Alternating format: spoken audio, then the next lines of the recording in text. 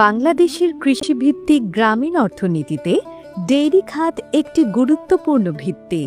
ঢাকার নিকটবর্তী মুন্সিগঞ্জে গড়ে উঠেছে বিস্তৃত ডেইরি ক্লাস্টার, যেখানে হাজারো ক্ষুদ্র খামারি ও উদ্যোক্তা দুধ উৎপাদনের মাধ্যমে জীবিকা নির্বাহ করছেন এবং স্থানীয় অর্থনীতিকে সচল রাখছেন। মুন্সিগঞ্জ ও নারায়ণগঞ্জ সদর উপজেলায় প্রায় ২৮,০০০ পরিবার ভিত্তিক খামারি সীমিত সম্পদ নিয়ে ডেইরি খামার পরিচালনা করছেন।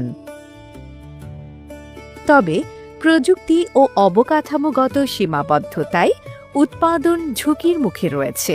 এই বাস্তবতায় বাংলাদেশ সরকারের সহায়তায় বিশ্বব্যাংক ও পিকেএসএফ এর যৌথ অর্থায়নে পিকেএসএফ স্মার্ট প্রকল্প বাস্তবায়ন করছে, যার মাধ্যমে পরিচ্ছন্ন উৎপাদন, জলবায়ু সহনশীল প্রযুক্তি ও উদ্যোক্তাদের সক্ষমতা বৃদ্ধির উদ্যোগ নেওয়া হয়েছে।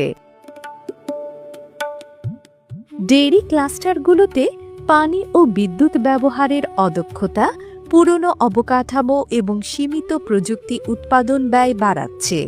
LED light, flow meter, auto drinker ও অন্যান্য প্রযুক্তি উৎপাদনকে আরও কার্যকর করতে পারে। তবে অধিকাংশ ক্ষুদ্র খামারির জন্য এসব এখনও সহজলভ্য নয়। নদী বেষ্টিত ও জলবায়ু ঝুঁকিপূর্ণ মুন্সিগঞ্জে জলবায়ু পরিবর্তন আজ প্রতিদিনের বাস্তবতা। পাশাপাশি গবাদি পশুর বিভিন্ন রোগ এবং অপরিকল্পিত বর্জ্য ব্যবস্থাপনা খামারিদের আর্থিক ক্ষতি ও পরিবেশ দূষণের ঝুঁকি বাড়াচ্ছে।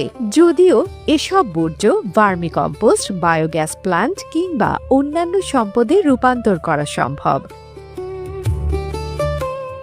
প্রযুক্তিগত সীমাবদ্ধতার কারণে অধিকাংশ উদ্যোক্তা এখনও কাঁচা দুধ বিক্রির উপর নির্ভরশীল থাকায় মূল্য সংযোজন সীমিত রয়ে গেছে। পাশাপাশি প্রশিক্ষণের সীমাবদ্ধতা, দুর্বল লেবেলিং ও সীমিত সার্টিফিকেশনের কারণে দুগ্ধজাত পণ্য বড় বাজারে প্রবেশ করতে পারছে না। তবে বর্তমানে কিছু উদ্যোক্তা সীমিত পরিসরে আরইসিপি চর্চা শুরু করেছেন, যা কম খরচে পরিচ্ছন্ন ও অধিক উৎপাদনের সম্ভাবনা তৈরি করছে। এটি কোনো পরিবর্তনের প্রতিশ্রুতি নয়, বরং বর্তমান বাস্তবতার একটি নিরপেক্ষ চিত্র।